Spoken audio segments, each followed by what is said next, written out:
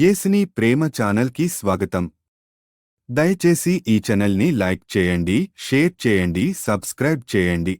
Telugu daily audio Bible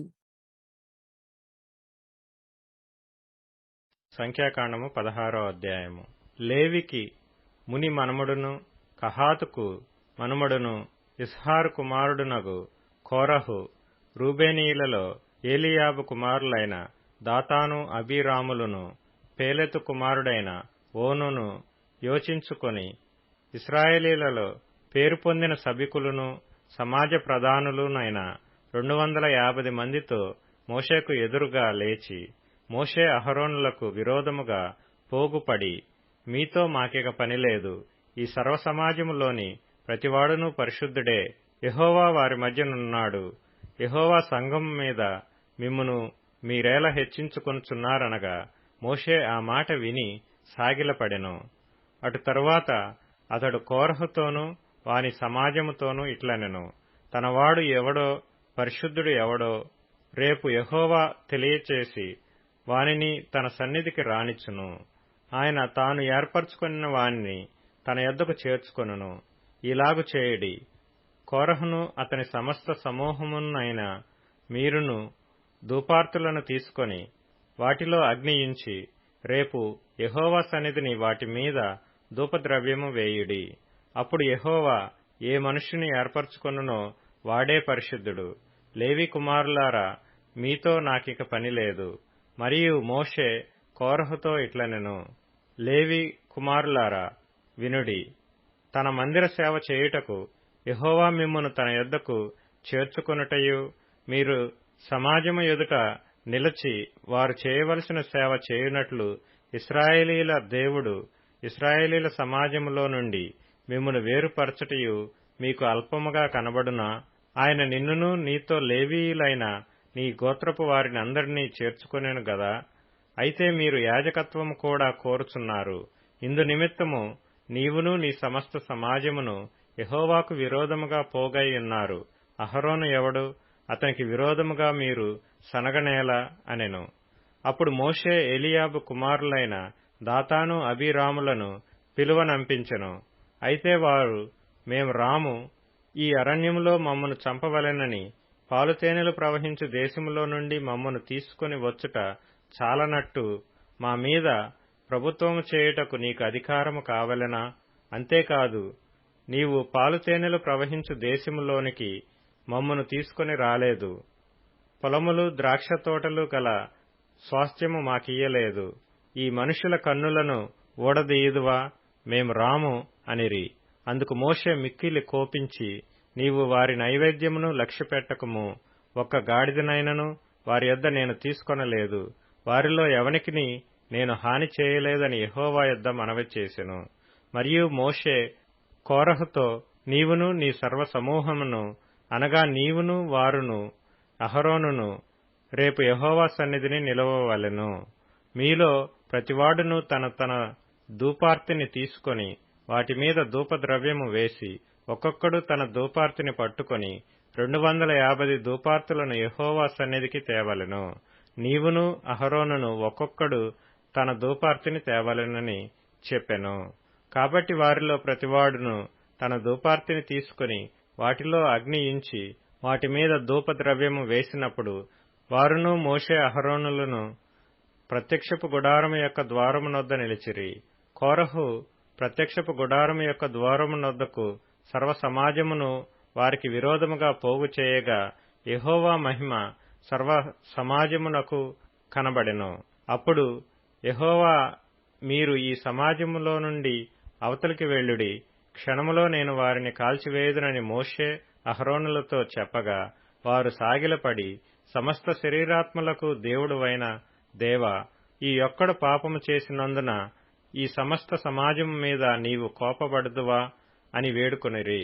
అప్పుడు యెహోవా మోషేకు ఇలాగు సెలవిచ్చెను, కోరహు దాతాను అబీరాముల యొక్క నివాసముల చుట్టుపట్ల నుండి తొలగిపోవుడని జనసమూహముతో చెప్పుము. అప్పుడు మోషే లేచి దాతాను అబీరాముల యొద్దకు వెళ్లగా ఇశ్రాయేలీల పెద్దలు అతని వెంట వెళ్ళిరి. అతడు, ఈ దుష్టుల గుడారముల యొద్ద నుండి తొలగిపోవుడి, మీరు వారి పాపములన్నిటిలో పాలివారై నశింపక యుండునట్లు వారికి కలిగినదేదియు ముట్టకుడి అని ఆ సమాజముతో అనెను. కాబట్టి వారు కోరహు, దాతాను, అబీరాముల నివాసముల యొద్ద నుండి ఇటు అటు లేచిపోగా, దాతాను, అబీరాములను, వారి భార్యలను, వారి కుమారులను, వారి పసిపిల్లలను తమ గుడారముల ద్వారమున నిలిచిరి. మోషే, ఈ సమస్త కార్యములను చేయుటకు యెహోవా నన్ను పంపిననియు, నా అంతట నేనే వాటిని చేయలేదనియు దీనివలన మీరు తెలుసుకొందురు. మనుషులందరికీ వచ్చు మరణము వంటి మరణము మీరు పొందిన ఎడలను, సమస్త మనుషులకు కలుగునదే వీరికి కలిగిన ఎడలను యెహోవా నన్ను పంపలేదు. అయితే యెహోవా గొప్ప వింత పుట్టించుట వలన వారు ప్రాణములతో పాతాళములో కూలునట్లు భూమి తన నోరు తెరచి వారికి కలిగిన సమస్తమును మృంగివేసిన ఎడల వారు యెహోవాను అలక్ష్యము చేసిరని మీకు తెలియననెను. అతడు ఆ మాటలన్నీ చెప్పి చాలించగానే వారి క్రింద నేల నెరవిడిచెను. భూమి తన నోరు తెరచి వారిని, వారి కుటుంబములను, కోరహు సంబంధులందరినీ, వారి సమస్త సంపాద్యమును మృంగివేసెను. వారును వారి సంబంధులందరూ ప్రాణముతో పాతాళములో కూలిరి. భూమి వారిని మృంగివేసెను. వారు సమాజంలో ఉండకుండా నశించిరి. వారి చుట్టూనున్న ఇశ్రాయేలీలందరూ వారి ఘోష విని భూమి మనలను మృంగివేయనేమో అనుకొనుచు పారిపోయిరి. మరియు యెహోవా యొద్ద నుండి అగ్ని బయలుదేరి ధూపార్పణమును తెచ్చిన ఆ 250 మందిని కాల్చివేసెను. అప్పుడు యెహోవా మోషేకు ఇలాగ సెలవిచ్చెను, నీవు యాజకుడగు అహరోను కుమారుడైన ఎలియాజరుతో ఇట్లనము, ఆ అగ్ని మధ్య నుండి ఆ ధూపార్తులను ఎత్తుము, అవి ప్రతిష్ఠితమైనవి. ఆ అగ్నిని దూరముగా చల్లుము. పాపము చేసి తమ ప్రాణములకు ముప్పు తెచ్చుకొనిన వీరి ధూపార్తులను తీసుకొని బలిపీఠమునకు కప్పుగా వెడల్పైన రేకులను చేయవలెను. వారు యెహోవా సన్నిధికి వాటిని తెచ్చినందున అవి ప్రతిష్ఠితమైనవి. అవి ఇశ్రాయేలీలకు ఆనవాలుగా ఉండును. అహరోను సంతాన సంబంధి కాని అన్యుడెవడును యెహోవా సన్నిధిని ధూపము అర్పింప సమీపించి కోరహు వలెను అతని సమాజము వలెను కాకుండునట్లు ఇశ్రాయేలీలకు జ్ఞాపక సూచనగా ఉండుటకై యాజకుడైన ఎలియాజరు కాల్చబడిన వారు అర్పించిన ఇత్తడి ధూపార్తులను తీసి యెహోవా మోషే ద్వారా తనతో చెప్పినట్లు వాటితో బలిపీఠమునకు కప్పుగా వెడల్పైన రేకులు చేయించెను. మరునాడు ఇశ్రాయేలీల సర్వసమాజము మోషే అహరోనులకు విరోధముగా సణుగుచు, మీరు యెహోవా ప్రజలను చంపితిరని చెప్పి సమాజము మోషే అహరోనులకు విరోధముగా కూడెను. వారు ప్రత్యక్షపు గుడారం వైపు తిరిగి చూడగా ఆ మేఘము దాని కమ్మెను. యెహోవా మహిమయు కనబడెను. మోషే అహరోనులు ప్రత్యక్షపు గుడారము ఎదుటికి రాగా యెహోవా, మీరు ఈ సమాజం మధ్య నుండి తొలగిపోవుడి, క్షణములో నేను వారిని నశింపచేయుదునని మోషేకు సెలవీయగా వారు సాగిలపడిరి. అప్పుడు మోషే, నీవు ధూపార్తిని తీసుకొని బలిపీఠపు నిప్పులతో నింపి ధూపము వేసి వేగముగా సమాజము నొద్దకు వెళ్లి వారి నిమిత్తం ప్రాయశ్చిత్తము చేయుము. కోపము యెహోవా సన్నిధి నుండి బయలుదేరెను, తెగులు మొదలుపెట్టెనని అహరోనుతో చెప్పగా మోషే చెప్పినట్లు అహరోను వాటిని తీసుకుని సమాజం మధ్యకు పరిగెత్తిపోయినప్పుడు తెగులు జనులలో మొదలుపెట్టియుండెను. కాగా అతడు ధూపము వేసి ఆ జనుల నిమిత్తము ప్రాయశ్చిత్తము చేసెను. అతడు చచ్చిన వారికిని బ్రతికియున్న వారికిని మధ్యను నిలవబడగా తెగులు ఆగెను. కోరహు తిరుగుబాటున చనిపోయిన వారు కాక 14,700 మంది ఆ తెగులు చేత చచ్చిరి. ఆ తెగులు ఆగినప్పుడు అహరోను ప్రత్యక్షపు గుడారము యొక్క ద్వారము దగ్గరనున్న మోషే యొద్దకు తిరిగి వచ్చెను. సంఖ్యాకాండము 17వ అధ్యాయము. యెహోవా మోషేకు ఇలాగ సెలవిచ్చెను, నీవు ఇశ్రాయేలీలతో మాట్లాడి వారి యొద్ద ఒక్కొక్క పితరుల కుటుంబమునకు ఒక్కొక్క కర్రగా, అనగా వారి ప్రధానులందరి యొద్ద వారి వారి పితరుల కుటుంబముల చొప్పున 12 కర్రలను తీసుకొని ఎవరి కర్ర మీద వారి పేరు రాయము. లేవి కర్ర మీద అహరోను పేరు రాయవలెను. ఎలయనగా పితరుల కుటుంబముల ప్రధానునికి ఒక్క కర్రయే ఉండవలెను. నేను మిమ్మును కలుసుకొను ప్రత్యక్షపు గుడారములోని శాసనముల ఎదుట వాటిని ఉంచవలెను. అప్పుడు నేను ఎవని ఏర్పరచుకొందునో వాని కర్ర చిగురించును. ఇశ్రాయేలీయులు మీకు విరోధముగా సనుగుచుండు సనుగులు నాకు వినబడకుండా మాన్పివేయుదును. కాబట్టి మోషే ఇశ్రాయేలీయులతో చెప్పగా, వారి ప్రధానులందరూ తమ తమ పితరుల కుటుంబములలో ఒక్కొక్క ప్రధానునికి ఒక్కొక్క కర్ర చొప్పున 12 కర్రలను అతనికిచ్చిరి. అహరోను కర్రయు వారి కర్రల మధ్య నుండెను. మోషే వారి కర్రలను సాక్ష్యపు గుడారములో యెహోవా సన్నిధిని ఉంచెను. మరునాడు మోషే సాక్ష్యపు గుడారములోనికి వెళ్లి చూడగా, లేవీ కుటుంబపు దైన అహరోను కర్ర చిగిర్చియుండెను. అది చిగిర్చి పువ్వులు పూసి బాదము పండ్లు గలదాయెను. మోషే యెహోవా సన్నిధి నుండి ఆ కర్రలన్నిటినీ ఇశ్రాయేలీయులందరి ఎదుటికి తేగా, వారు వాటిని చూచి ఒక్కొక్కడు ఎవరి కర్రను వారు తీసుకొనిరి. అప్పుడు యెహోవా మోషేతో ఇట్లనెను, తిరగబడిన వారిని గూర్చి ఆనవాలుగా కాపాడబడునట్లు అహరోను కర్రను మరలా శాసనముల ఎదుట ఉంచుము. వారు చావకుండునట్లు నాకు వినబడకుండా వారి సనుగులను కేవలము అణచి మాన్పివేసిన వాడవవుదువు. అప్పుడు యెహోవా మోషేకు ఆజ్ఞాపించినట్లు అతడు చేసెను. అలాగుననే చేసెను.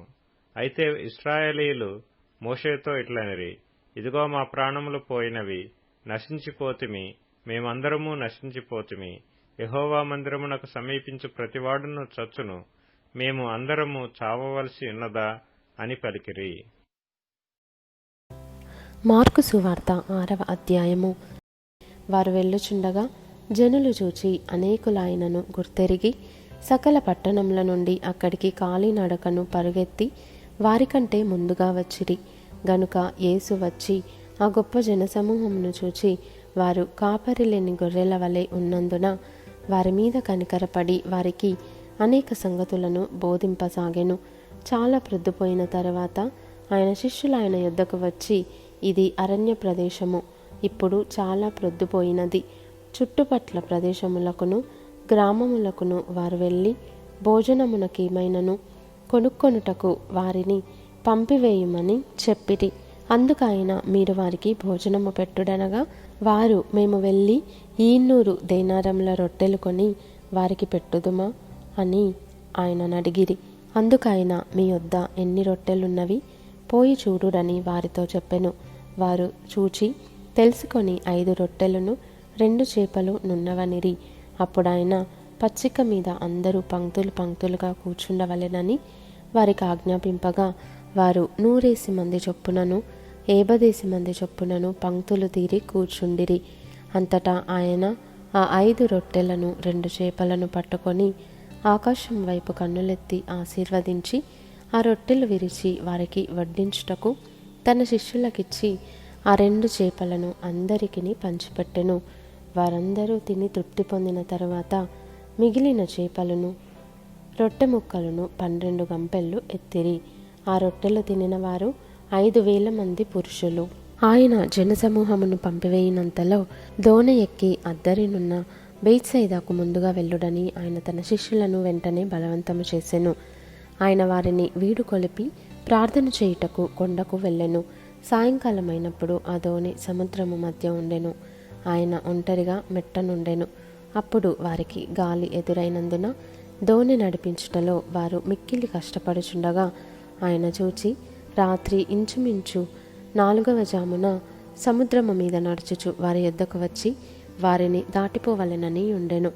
ఆయన సముద్రము మీద నడుచుట వారు చూచి భూతమని తలంచి కేకలు వేసిరి. అందరూ ఆయనను చూచి తొందరపడగా వెంటనే ఆయన వారిని పలుకరించి ధైర్యము తెచ్చుకొనుడి, నేనే, భయపడకుడని చెప్పెను. తరువాత ఆయన దోణి ఎక్కి వారి యొద్దకు వచ్చినప్పుడు గాలి అనగెను. అందుకు వారు తమలో తాము మిక్కిలి విభ్రాంతి నొందిరి. అయినను వారి హృదయము కఠినమాయెను గనుక వారు రొట్టెలను గూర్చిన సంగతి గ్రహింపలేదు. వారు అవతలకు వెళ్ళి గెన్నేసరెతు దగ్గర ఒడ్డుకు వచ్చి దరిపట్టిరి. వారు దోణి దిగగానే జనులు ఆయనను గుర్తుపట్టి ఆ ప్రదేశమందంతటా పరుగెత్తుకొని పోయి ఆయన ఉన్నాడని వినిన చోటునకు రోగులను మంచముల మీద మోసుకొని వచ్చుటకు మొదలుపెట్టిరి. గ్రామములలోనూ పట్టణములలోనూ పల్లెటూళ్లలోనూ ఆయన ఎక్కడెక్కడ ప్రవేశించనో అక్కడి జనులు రోగులను సంత వీధులలో ఉంచి వారిని ఆయన వస్త్రపు చెంగు మాత్రము ముట్టనిమ్మని ఆయనను వేడుకొనుచుండిరి. ఆయనను ముట్టిన వారందరూ స్వస్థత నొందిరి. దయచేసి ఈ ఛానల్ని లైక్ చేయండి, షేర్ చేయండి, సబ్స్క్రైబ్ చేయండి.